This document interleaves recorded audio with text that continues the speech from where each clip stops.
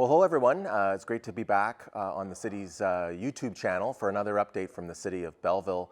Today's update is for Tuesday, December the 7th, 2021, and today is the 80th anniversary of the bombing of Pearl Harbor, which really, when we look back in the history of the world, was a real important time because it brought the United States into World War II and probably changed the fate of not just the war, but certainly human history. And you know, December 7th is a day that we always remember, a day that will, as Franklin Delano Roosevelt said, a day that will go down in infamy as a result of the attack by Japan on Pearl Harbor. Today I'm at Magnolia Gardens, and that is the new housing facility that is on Station Street in Albion. It's wonderful. You can see some shots here. I'm on the top floor. This will be a common area that people will be able to host folks in it. Has a beautiful view of Memorial Park, where the cenotaph is, and the Moira River Valley, and it's a great place, and I'll have some more information about that at the end of my video today, but I'm really pleased to be back here. We were here almost a year ago, and they've really made some great progress in spite of all the challenges that COVID has thrown at them. But I always start my videos off with a quick update on where we are with COVID, and today finds us in what's called red status, and that is an elevated risk. COVID is in our community, it is circulating, it is spreading, and we know that because we had 54 cases yesterday at the end of the weekend, 54 new cases that brought us to a total of 164 active cases. And it's been quite some time since we've had those numbers of cases, but we know that COVID, as I said, is spreading. Since the very beginning of COVID, we've had 1,840 total cases, and unfortunately we've had 16 people pass away from COVID. So it reminds us that it's still very much present. You got to be very, very careful. Make sure you wash your hands, wear a mask, watch your distance whenever you're out indoors or outdoors. But we need to take this seriously as we move along. The good news is that we are about 209,000 people have been tested since the beginning, and our positivity rate has gone up a little bit, but we still need to be careful. The great news is that vaccinations are working. We're about 137,886 people have received their first dose, and 128,719 eligible people have received their second dose, which is great news. The reason why vaccination is so important is probably best demonstrated by this statistic. Right now in our entire region, there's only about 20% of the population that is not vaccinated. But that 20% of the population comprises 60% of the total COVID case count. So obviously we know that vaccination is important. I encourage everyone to do so.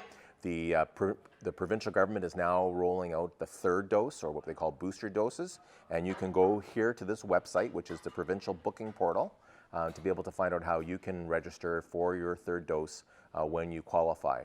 Obviously they've had folks that are older or that are in vulnerable categories, but typically it's about 6 months after your second dose is when you're eligible, and we will do that.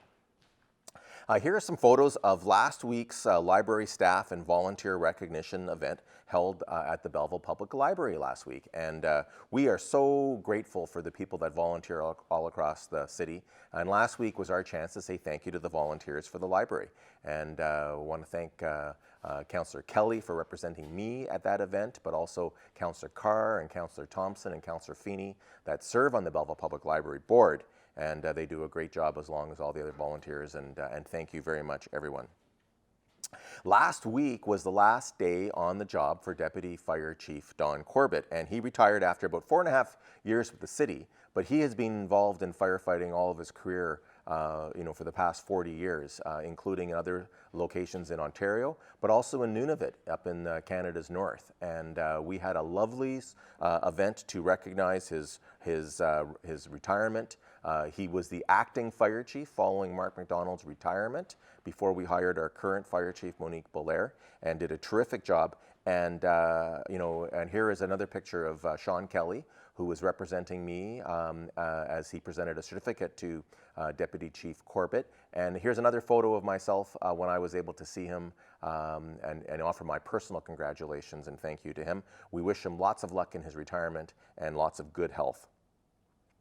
It's been a busy time in the city of Belleville, and we've had lots of stuff going on. And I want to talk about the Feed the Meter campaign that kicked off on December the 1st. And for the month of December, all the money that people put into the meters in downtown Belleville is collected, and it goes to the Food for Learning Foundation to help make sure that all of our students and schools in the Belleville region have access to a healthy breakfast. You know, you cannot learn when your stomach is grumbling and you're worried about what you're going to eat. So this is a really important organization. I want to thank everybody that contributes to it, but especially if you're downtown, please take a moment, load up that meter. Those funds will go to a worthy cause, and we want you to help with that. Lots of stuff, as I said, is going on with the city of Belleville, and one of the things I want to bring people's attention to is the Parkland and Recreation Master Plan that is now being circulated. There is going to be an actual in-person open house on Thursday this week at the Parkdale Community Center, and here is the address. It is from 6 o'clock to 8 o'clock. COVID-19 protocols will be in place, so that means proof of vaccination, and I encourage all residents and user groups in the city. So if you are using our soccer fields or arenas or our football fields or whatever you may use, to take a look at the draft report. It's right here on the screen at belleville.ca/PRMP. Take a look at that and then attend the open house and provide your feedback. And if you're not able to attend the open house, you can do so by email, and here's the email address on the screen. It's really, really important. In conjunction with that Parkland and Recreation Master Plan, we are also doing a tennis and a pickleball survey. We've seen a huge increase in interest in pickleball, and right now we have no outdoor pickleball courts. We are planning on adding some, and we're also doing some tennis. And right now in the city of Belleville, we don't provide any municipal tennis or pickleball facilities for the public use, and we are going to be doing so. But we want some input from the public on how we should do so. So if you will go on to this online survey at belleville.ca, we are looking at a recommendation for 8 new tennis courts and 11 pickleball courts. We want to get your feedback on that, and we'd like to ask you to do so. Yesterday, Belleville City Council met in special meeting to discuss our 2022 capital budget. And we set a brand new record this year, 114 projects totaling about $87 million, which is a significant increase. And it just shows our focus on investing in our city's infrastructure, not just for today, but also for tomorrow. There have been a number of projects that are included in there. I can tell you that of that $87 million, we have about $44.2 million that we're investing in our roads and our system. So this is everything from road reconstruction to new roads being constructed, redoing intersections, resurfacing roads. So that's $44.2 million. And then we have about $28.4 million that we're spending on parks and trails and fields. There's a list here of all the different projects that we are going to be spending, as well as the amounts. We are also investing in water and wastewater, so making sure that we have clean and safe water for residents to be able to use, but also for our wastewater, our sanitary system, and there are significant upgrades. This budget is a heavy investment on outdoor spaces and transportation, and it's light on taxpayers' pockets. And what we mean by that is that we're not going to be seeing an increase in taxes later this year because of the capital side. We're spending the same amount in taxpayer revenue as we before, but we've been very, very hard working on finding other creative ways to find outside financing, reserves, grants, all those things to keep that tax burden low. But it is a very ambitious, it's a remarkable budget actually, when you consider how much work we've done in the past, but we're also doing that as we build a better Belleville for the future. So here I am, Magnolia Gardens, and this is a mixed residential facility. You know, it's anybody can be here, but I think this is really geared for a living of retired or semi-retired individuals. There are expected to be 173 units. And this is a really interesting building because it is built to exceed the 2015 building code requirements in terms of energy efficiency and environmental. It's very, very efficient. All of the units here are 1 and 2 bedrooms. And right now, they've made an application to the city to add an additional 30 units on the main floor of this space here. So you can see this is the area that is now under consideration. And there will still be some commercial space here, including a pharmacy.